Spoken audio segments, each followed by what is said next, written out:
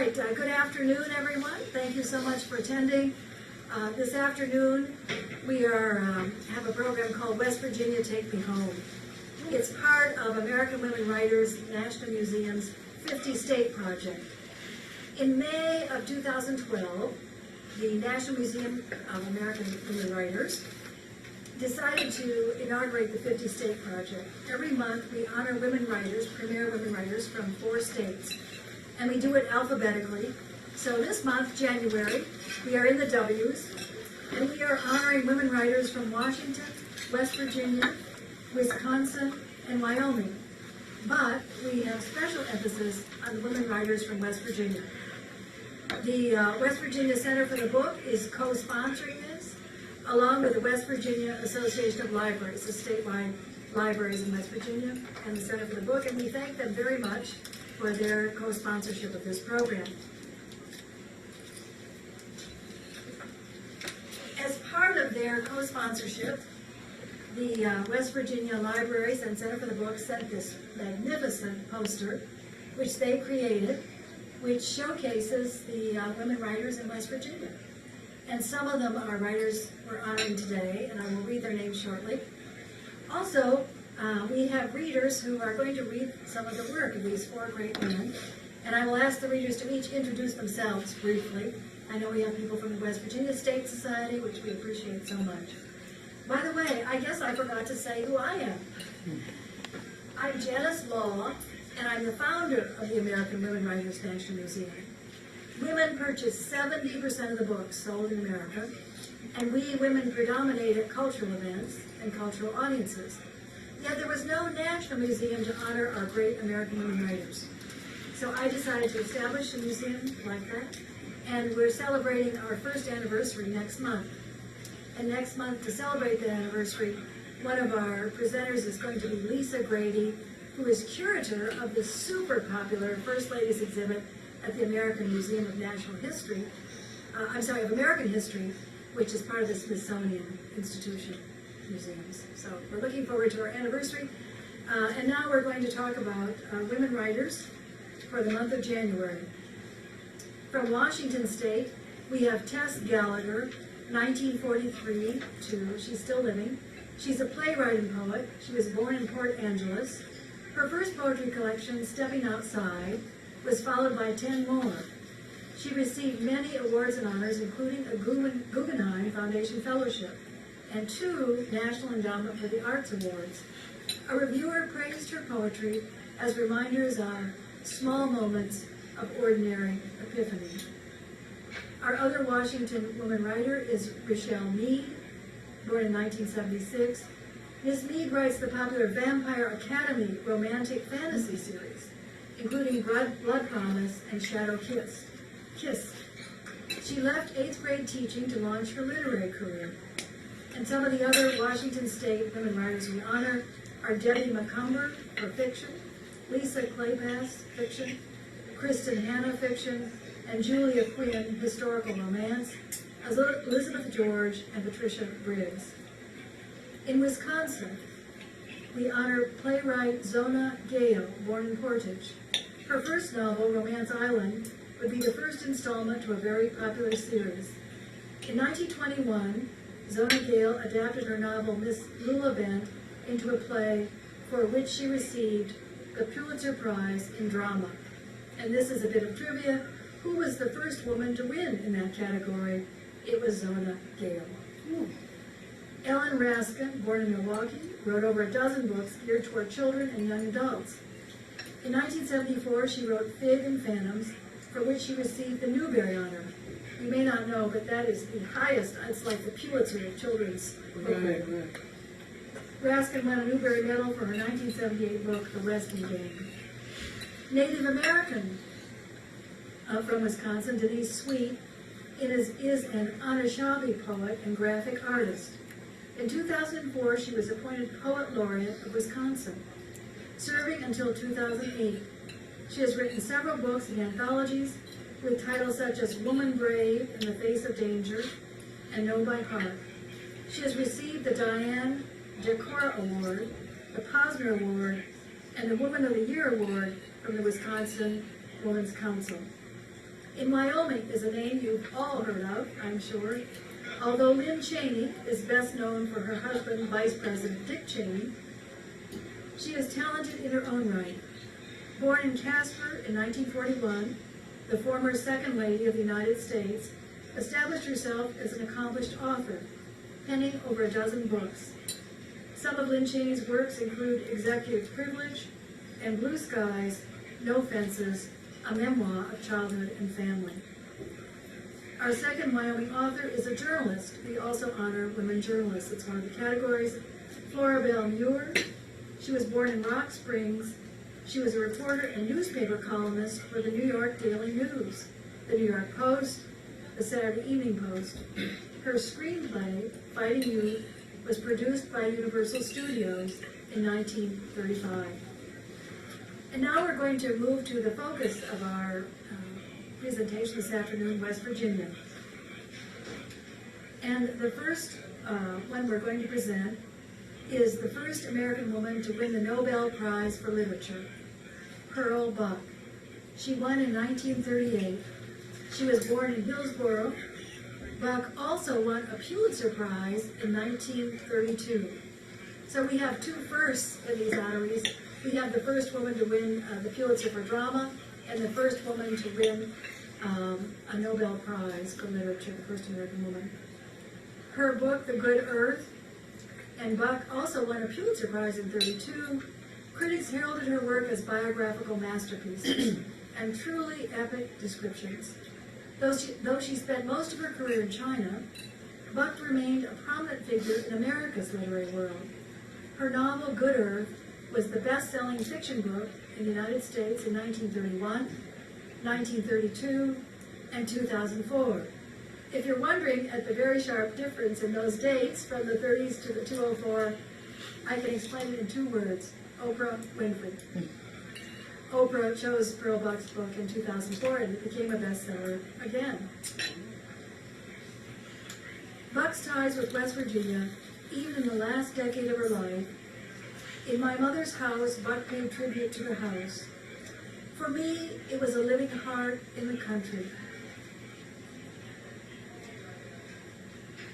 I knew was my own, but which was strange to me until I returned to the house where I was born. For me, that house was a gateway to America. So I'm going to call on now Chris Brever, who is president of the West Virginia State Society. Chris, if you would just tell us, since this may be circulated in West Virginia libraries and so on, a little bit about your ties with West Virginia. Okay. And then Chris has graciously agreed to read an excerpt from The Good Earth by Pearl Buck. All right. So we have Chris. Okay. Thank you.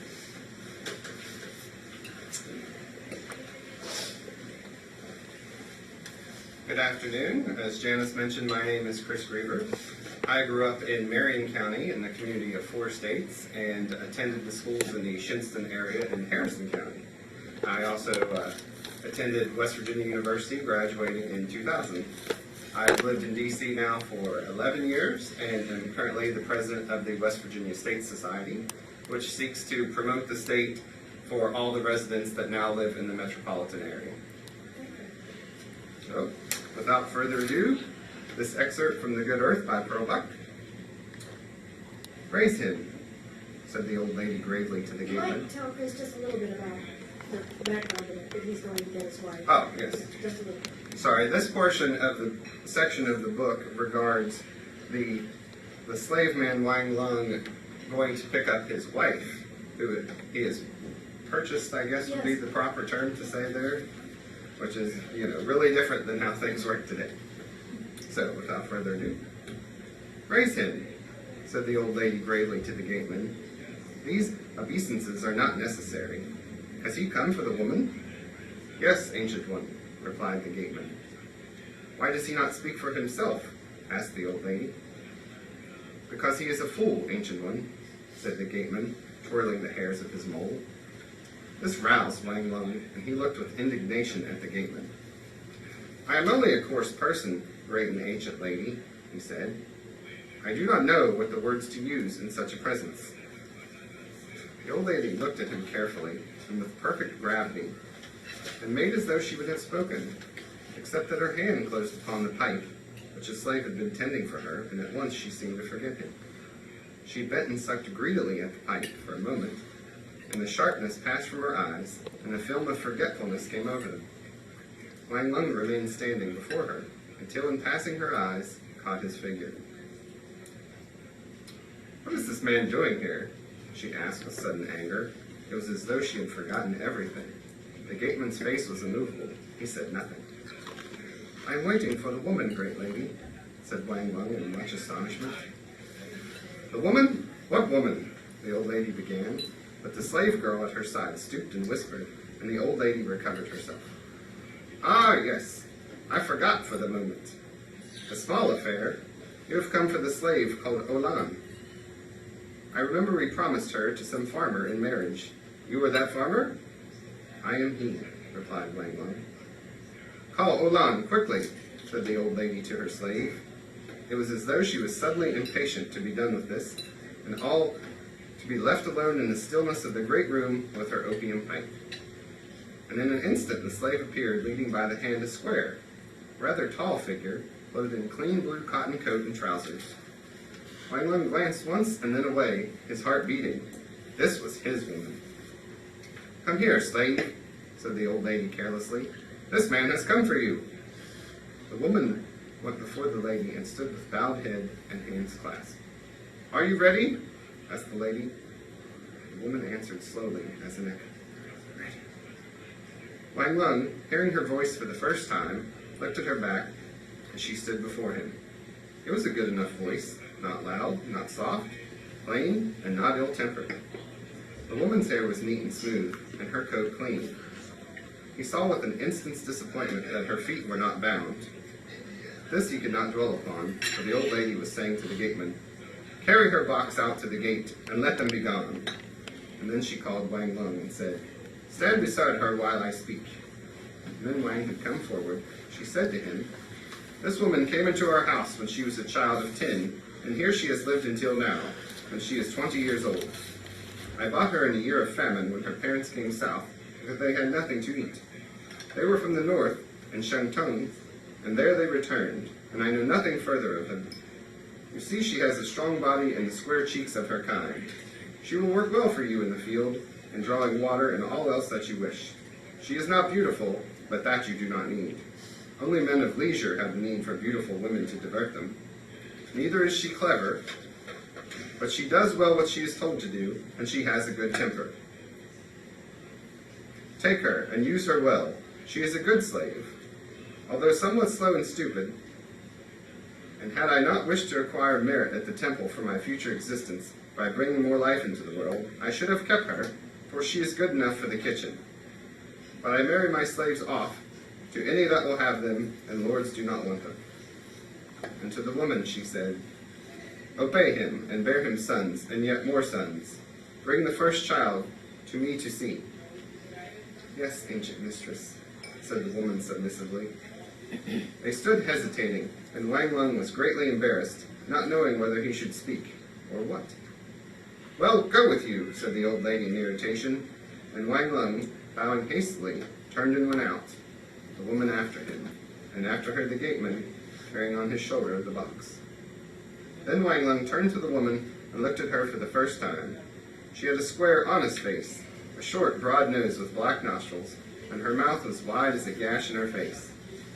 Her eyes were small, and of a dull black in color, and were filled with some sadness that was not clearly expressed. It was a face that seemed habitually silent and unspeaking, as though it could not speak if it would. She bore patiently Wang Lung's look, without embarrassment or response, simply waiting until he had seen her. He saw that it was true there was not beauty of any kind in her face, a brown, common, patient face. But there were no pockmarks on her dark skin, nor was her lip split. In her ears he saw his rings hanging, the gold-washed rings he had brought, and on her hands were the rings he had given her. He turned away with secret exultation. Well, he had his woman.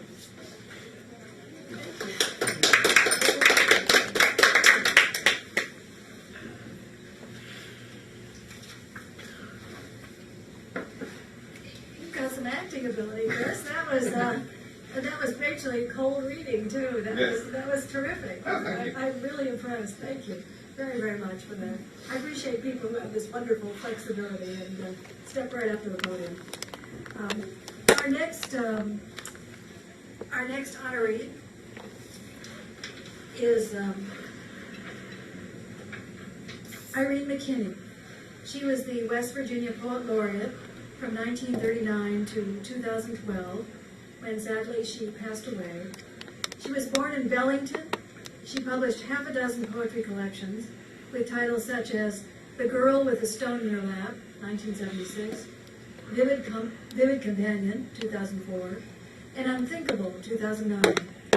McKinney featured in the 2003 anthology, Listen Here, Woman Writing Appalachia. She said in the introduction, I'm a hillbilly, a woman and a poet. I understood early on that nobody was going to listen to anything I had to say anyway, so I might as well just say what I want to. And we're going to have the very great honor this afternoon of reading that poetry by someone who is a very, very honored poet herself. And that is Rachel Eliza Griffith. Miss Griffith was featured in Oprah Winfrey's magazine as one of the upcoming poets in America. She teaches at Sarah Lawrence University. She teaches poetry, and she has won so many awards that I can hardly list them all, but suffice it to say that she's won many, many poetry awards, and we're very honored to have her this afternoon to read some poetry from Miss McKinney and to tell us a little bit about Miss McKinney's thinking about literature. Rachel Griffiths.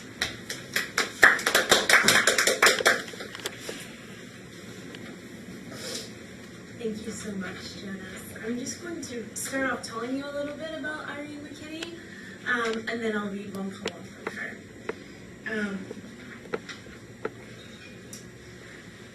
So I'm going to start with a quote from Irene McKinney.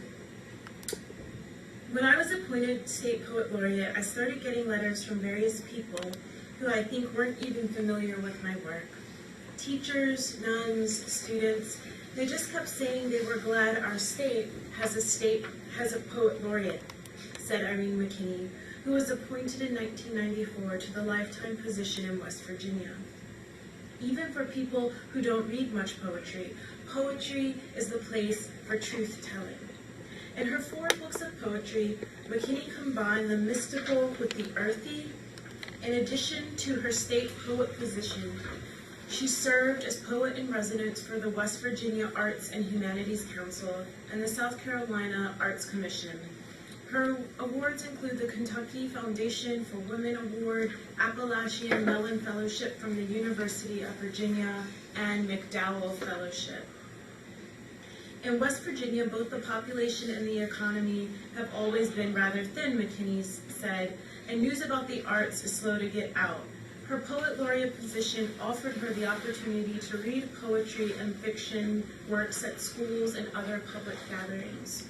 I read my own work and then talk about other writers from the state, she said. I think it's important that kids know that writers are living in their state and don't all just come from large cities. Besides giving readings for civic and school groups, McKinney collaborated with others on projects promoting West Virginia writing. She recently contributed, and this is to Wild Sweet Notes, 50 Years of West Virginia Poetry, 1950 through 1999, the state's first poetry anthology. To promote the book, she gave readings and assisted with a series of 12 CDs highlighting 12 West Virginian writers, with each featuring a reading and discussion. McKinney's poetry was also inspired by daily readings of other writers' work, including that of Louise Glick, Sharon Olds, Galway Canal, James Wright, and Emily Dickinson. Other poets seem to generate energy in me, she said. I keep lots of notes and write something every day, images from dreams, little anecdotes, things I observe. It's a warehouse of ideas and imagery. McKinney then flipped through her past notebooks and underlinings in bright red, phrases that she might have been able to use in a poem. She also said this about poetry, that poetry stays close to primary emotions. Of what you might call the first intensity is the type McKinney favored. Poetry is the one place, she said, that you can get down to the more primitive feelings that are not socially acceptable. Basic human emotions of rage, jealousy, hatred, and shame, she said. Poems that are witty and discursive and civilized stay on the surface of emotion and seem to me more like filling a social function. And then this last quote by her, which is great. Poets must be stubborn and persistent, she said, and read a lot of poetry to become perceptive about what they like. Trust that part of yourself that you think is most strange, that seems to be most useless, but is a strong part of you. Let it tell you what it wants. So this is her poem, Visiting My Gravesite, Talbot Churchyard, West Virginia, by Irene McKinney. Maybe because I was married and felt secure and dead at once, I listened to my father's urgings about the future and bought this double plot on the hillside with the view of the bare white church, the old elms, and the creek below. I plan now to use both plots, luxuriantly spreading out in the middle of a big double bed. But no, finally, my burial has nothing to do with marriage, this lion here. And these same bones will be as real as anything I can imagine. For who I'll be then, as real as anything undergone, going back and forth to the world out there, and here to this one spot on earth I really know. Once I came in fast and low in a little plain, and when I looked down at the church, the trees I felt with my own hands, the neighbors' houses and the family farm, and I saw how tiny what I loved or knew was. It was like my children going on with their plans and griefs at a distance, and nothing I could do about it. But I wanted to reach down and pat it, while letting it know I wouldn't interfere for the world being everything this isn't, this unknown buried in the known.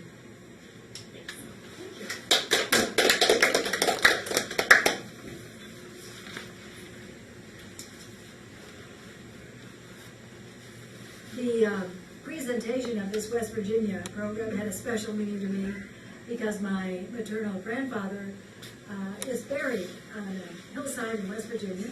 He worked as a carpenter in the coal mines in the late 1800s, and it's so descriptive of the poem that Rachel just read. It's a beautiful, beautiful poem.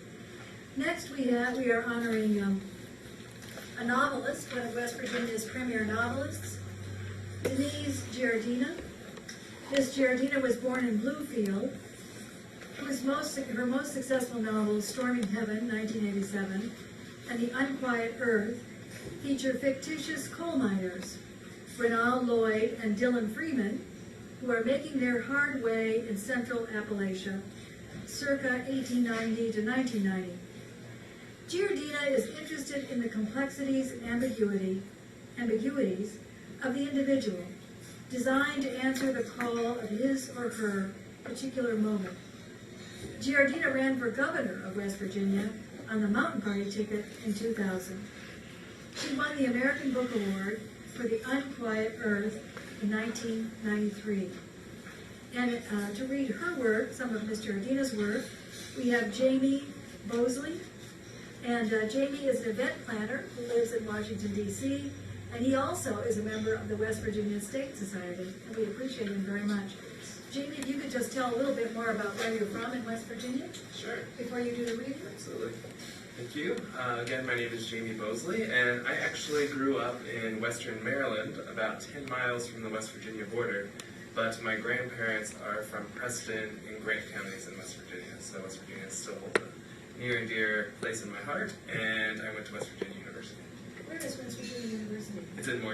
West Virginia. So this excerpt is from The Unquiet Earth. Mom says I can have a party to welcome Tom to number 13. Once I saw in 17 magazine where you can't be a successful teenager until you have a party, and I don't know anyone who has had one, so I will beat them. Mom says, are you going to invite your friends from school? I say no real fast. Not Vicky or Tammy? You haven't mentioned them in a long time. They're dating, I say. You don't have time for girlfriends anymore. I don't miss those girls. I don't even care about them. Brenda is my friend, and I love Tom and Mom, so that is enough. Do you want pizza, she asks? And little cokes, and potato chips, and onion dip. I send written invitations on pink construction paper cut in the shape of stars with silver glitter at the edges stuck with Elmer's glue. I buy a new blouse at Watson's and 6 new 45 records at Murphy's in Justice Town. And a 17 magazine for some last-minute advice. One article is, create your own summer party. It has big color pictures of food I have never heard of, like tacos and guacamole. I don't know how to pronounce them or what is in them, but the guacamole is green and it looks really gross. The tacos are in baskets with red and white checkered onions. I shouldn't have looked in 17.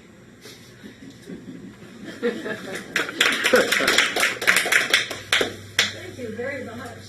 That was fabulous. Again, I'm just so impressed. I came upon a group of dramatists and theater people, I think. They're doing fabulously well with these virtually cold readings. Now we are going to enlist the help of our videographer, Chris Kukal. We may have to take a little break. We want to play some music. Because our next honoree is a songwriter. And she is musician-songwriter Hazel Dickens, 1935 to 2001. Miss Dickens was born in Mercer County. She was a pioneering, old-time bluegrass musician, known for preserving traditional vocal styles of West Virginia. Dickens influenced a generation of female musicians and actively supported working people in West Virginia and throughout Appalachia. Songs such as West Virginia, My Home, and Mama's Hand draw from Dixon's life in West Virginia. She was inducted into the West Virginia Music Hall of Fame in 2007. So nothing is more appropriate than ending our great West Virginia. One of our attendees is leaving, and this is Melinda Machado. Yes, thank you. I learned so much until I read Pearl Buck in school, so had no idea she was from West Virginia. Yeah. So great work that you're doing to bring the heritage of women writers, and often I'm sure in states where people are from and they don't realize and how much that contributed. And it was an interesting juxtaposition having Latina poets and then a young woman in West Virginia reading 17 magazine, looking at food that was strange to her, eating tacos and guacamole. But yet today, I bet in West Virginia, somebody's sitting down to Mexican food, and that's America. So thank you, Janice. Thank you, Melinda. Could you just tell them who you are? Oh yes, I'm Melinda Machado. I'm Director of Public Affairs at the Smithsonian's National Museum of American History. And that's going to be, next month we're going to have a celebration of our first anniversary, and Ms. Machado has graciously agreed to work with me on that. Thank you. Thank you. So much. Bye-bye. So now we're going to hear, I think, a la Chris Kukal, our great videographer, some music from Hazel Dickens. I think 2 songs, Chris? We'll start with Fire in the Hole. Oh, that's my favorite. Fire in her soul, but there ain't gonna be no fire in the hole.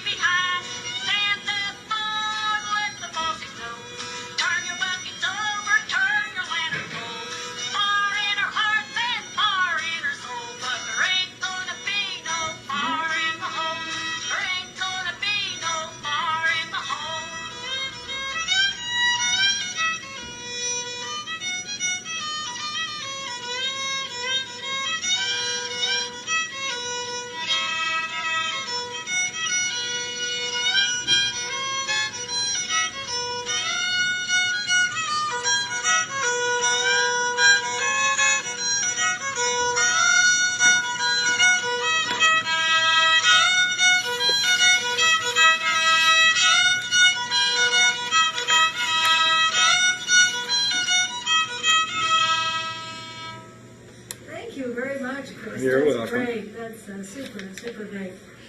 Well, I think with that we will conclude our presentation. We appreciate it so much, all the people who, on a very impromptu basis, participated, and we appreciate that very much. And this was sponsored by the American Women Writers National Museum, the Center for the Book in West Virginia, and the West Virginia Library Association. So we thank everyone. Thank you so much. Thank you.